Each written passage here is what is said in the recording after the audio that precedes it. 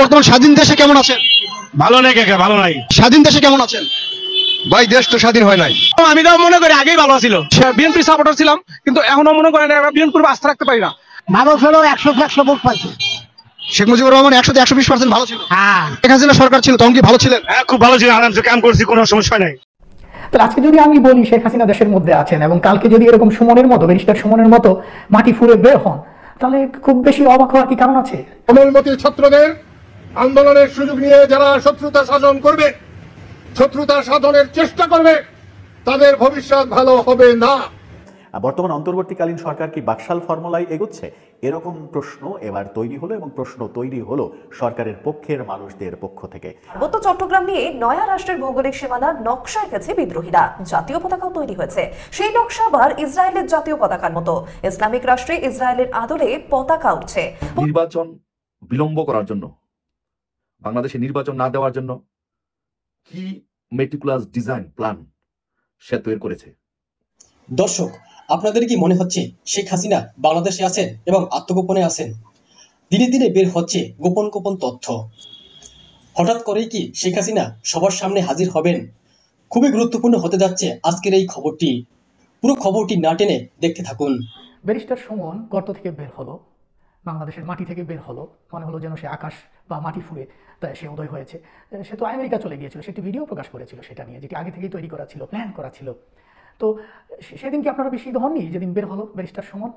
কী করে সে এতগুলো দিন এভাবে আত্মগোপনে থাকলো, কেউ তার কোনো হদিস জানে না, এবং সে মানুষকে এরকমভাবে ধোঁকা দিতে পারলো যে সে বাংলাদেশের মধ্যে নেই, এবং এক পর্যায়ে সে নিজে থেকেই ধরা দিল। এবং এটা কি মনে হয় না আপনার যে প্ল্যান করে এই ব্যাপারগুলো ঘটানো হচ্ছে? তাহলে আজকে যদি আমি বলি শেখ হাসিনা দেশের মধ্যে আছেন এবং কালকে যদি এরকম সুমনের মতো, ব্যারিস্টার সুমনের মতো মাটি ফুঁড়ে বের হন, তাহলে খুব বেশি অবাক হওয়ার কি কারণ আছে? আমি এই পর্বে কয়েকটা প্রমাণ আপনাদের সামনে উপস্থাপন করব, যুক্তি বা প্রমাণ বা বিশ্লেষণ করে দেখানোর চেষ্টা করব যে আসলে শেখ হাসিনা দেশের মধ্যেই আছেন, এবং পরের পর্বে আরও কিছু বিশ্লেষণ আমি করব। তো প্রথমে আসেন আমরা পত্রিকার যে নিউজটা এসেছিল শেখ হাসিনার পলায়নের পর 5ই অগাস্ট, যে প্রথম আলোর সেই নিউজটি যদি আপনি পড়েন, দেখবেন যে সেখানে বলা হয়েছে যে শেখ হাসিনা পলায়ন করেছেন বা দেশ ছেড়ে চলে গেছেন, সাথে আছেন তার বোন শেখ রেহানা এবং সালমান এফ রহমান, যার শেখ হাসিনার সবচেয়ে কাছের সঙ্গী, ফাইন্যান্সিয়াল থেকে শুরু করে যে কোনো বিষয় আপনারা খুব ভালো করে জানেন সালমান এফ রহমানের কথা, যে সকল বিষয়ে তার ভূমিকা, এবং শেখ হাসিনার ডান হাত বলেন, যেই হাতই বলেন না কেন। তো সেই লোকটি সহ যখন ভারতে পালিয়ে গেছে আমরা জানতে পারলাম পত্রিকার মারফত, তখন কি আমরা বিশ্বাস করেছিলাম যে, কারণ সালমান এফ রহমানকে ছেড়ে শেখ হাসিনা ইন্ডিয়া পালিয়ে যাবেন এটা অবিশ্বাসযোগ্য, এটা বিশ্বাস করার কোনো কারণ নেই, এবং তার যে কাছের যে মানুষগুলা তাকে কি ছেড়ে দিবে? তো এটা তারপরে যখন বের হয়ে আসলো সালমান এফ রহমান গর্ত থেকে, সেটাও একটা নাটক ছিল, তাকে কিভাবে ধরা হলো, সে ধরা দিল বা এরকম, তার সাথেও ছিল আরেক মন্ত্রী। এখন দেখেন ঘটনাগুলো, শেখ হাসিনার আমলে যেভাবে আমাদেরকে নাটক দেখানো হতো একটার পর একটা, সেই নাটকগুলো কি শেখ হাসিনার পলায়নের পরেও কি বন্ধ হয়েছে? আমরা কি এভাবে কি আমাদেরকে বিজি রাখা হচ্ছে, নাকি আমরা সেই আগের সেই রেজিমেই আছি, শেখ হাসিনার আমলেই আসলে আমরা আছি, কে জানে? তো প্রথমটা ছিল সেই পত্রিকার নিউজ যে সাথে সালমান এফ রহমান আছে। তারপরে কি হলো, সালমান এফ রহমান দেশের মধ্য থেকেই ধরা দিলেন, ধরা খেলেন। তাহলে কালকে যদি শেখ হাসিনা এইভাবে জানা যায় যে দেশের মধ্যে আছেন, তাহলে কেন বিস্মিত হবেন আপনারা? দ্বিতীয় বিষয়টা বলি আমি, যে শেখ হাসিনা যে পলায়ন করলেন, তার সেই পলায়ন করার যে হেলিকপ্টার থেকে নামছেন, বিমানে উঠবেন, এরকম একটা যারা শত্রুতা সাধন করবে, শত্রুতা সাধনের চেষ্টা করবে, তাদের ভবিষ্যৎ ভালো হবে না। আমি বারণ করছি, এবং সরকারকে আমি বলছি, তারা যেন সচেষ্ট হন, তারা যেন মানুষকে শান্তি দিতে পারেন, তারা যেন মানুষের মালিক না হয়ে মানুষের সেবক হওয়ার চেষ্টা করে। সংখ্যালঘু আর সংখ্যাগুরু বলে আমার কাছে কিছু নাই। আমি মনে করি দেশের সবাই আমরা মানুষ। হিন্দু সম্প্রদায়ের প্রতি কোন রকমের বৈষম্য করা হলে, তাদেরকে হুমকি দেওয়া হলে, তাদের জীবন যদি কোন রকম হুমকির সম্মুখীন হয়, তাহলে তার পরিণতি ভালো হবে না।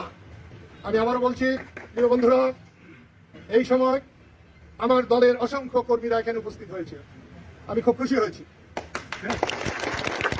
আমার বড় ভাই লতিফ সিদ্দিকী বলেছেন তিনি আর রাজনীতি করবেন না। আমি তোমাদেরকে বলছি, আমার শেষ শ্বাস যেন রাজনীতি করতে করতে করতে আমার যেন শেষ শ্বাস বেরিয়ে যায়। আমাকে যেটুকু দোয়া করবেন, যেটুকু সমর্থন করবেন, ওটুকু নিয়েই আমি খুশি আছি। আমি দেশের মানুষের পাশে থাকতে চাই, পাশে থেকে আমি মরতে চাই। 1975-এ বড় বড় আওয়ামী লীগের নেতারা তারা ইঁদুরের গর্তে লুকিয়েছিল, আজকে ইঁদুরের গর্তে না বাইতানের গর্তে লুকিয়েছে। আমি বলবো তোমরা এই গর্তে লুকিয়ে থেকো না। শেখ হাসিনা আর বঙ্গবন্ধু শেখ মুজিবুর রহমান এক কথা না। বঙ্গবন্ধুর বাড়ি পুরা ধ্বংস করা এটা বাংলার মানুষ কোনো মতেই মেনে নেবে না। বঙ্গবন্ধু আর স্বাধীনতা এক জিনিস, বঙ্গবন্ধু আর বাংলাদেশ এক জিনিস, বঙ্গবন্ধু আর মুক্তিযুদ্ধ এক জিনিস। বঙ্গবন্ধুকে অপমান করা হলে মুক্তিযুদ্ধকে অপমান করা হয়, বঙ্গবন্ধুকে অপমান করা হলে বাংলাদেশকে অস্বীকার করা হয়। পরশুদিন আমি প্রেসিডেন্টকে বলেছিলাম বঙ্গবন্ধুর ছবি যেখানে শপথ হলো তার পিছনে বঙ্গবন্ধুর ছবি টাঙানো আছে। আমি তাকে বলেছি আপনাকে ধন্যবাদ এই ছবিটার জন্য। উনি আমাকে বলেছেন আমি মরে যেতে পারি, আমি এই ছবি নামাতে দেব না। আমি সাথে সাথে বলেছি আপনার প্রতি আমার কোনো ভালোবাসা ছিল না, কোনো শ্রদ্ধা ছিল না। এই এক কথার জন্য আমি যতদিন বেঁচে থাকবো আপনাকে আমি সম্মান করে যাব। আমি আবার বলছি 15 তারিখ 15 আগস্ট জাতীয়ভাবে শোক দিবস পালন করা হয়েছে। আমি জানি না এই বাংলাদেশ কৃষক শ্রমিক জনতা লীগ এই দলটা করা হয়েছিল সবাইকে এক কাতারে, বাংলাদেশের রাজনীতিবিদ, কৃষক, শ্রমিক, জনতা সবাই এক কাতারে এসে এক দল করবে যার নাম হবে বাকশাল। তেমন থিওরিতেই বঙ্গবন্ধু স্বাধীনতার পরে এই বাকশালের ঘোষণা দিয়েছিলেন।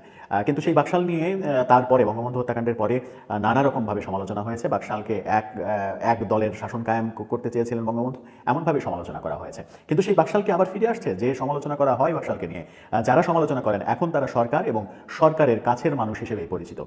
তারা কি বাকশাল আবার ফিরিয়ে আনছেন?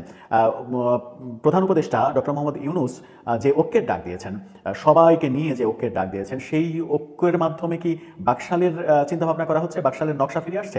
তেমনটাই সন্দেহ প্রকাশ করেছেন বিএনপির ডাকসাইটি নেতা ডক্টর। সম্মানিত দর্শক, এতক্ষণ আপনারা ভিডিওটি দেখলেন। তবে কি শেখ হাসিনা বাংলাদেশে আছেন আত্মগোপনে? তিনি কবে বের হবেন? আওয়ামী লীগ নেতা কর্মীরা তাকে কবে মাঠে দেখতে পাবেন? এদিকে ডক্টর ইউনূস কি বুঝতে পারেননি শেখ হাসিনা বাংলাদেশে আছেন? দর্শক, আপনাদের মূল্যবান মতামত কমেন্টস করে জানাবেন। তবে সাধারণ জনগণ শেখ হাসিনাকে এখনো মনে প্রাণে বিশ্বাস করে এবং তিনি আবার প্রধানমন্ত্রী হিসেবে দায়িত্ব গ্রহণ করলে আবার সুষ্ঠুভাবে দেশ পরিচালনা করতে পারবেন। দর্শক, শেখ হাসিনাকে এই মুহূর্তে দরকার। শেখ হাসিনা ছাড়া বিকল্প নেই। ডক্টর ইউনূস দেশটাকে ভালোভাবে পরিচালনা করে পারছেন না। যাই হোক, প্রতিদিনের আপডেট খবরগুলো পেতে হলে আমাদের চ্যানেলটি সাবস্ক্রাইব করে রাখবেন এবং একটি লাইক দিবেন। সকলে ভালো থাকবেন, সুস্থ থাকবেন। ধন্যবাদ সবাইকে।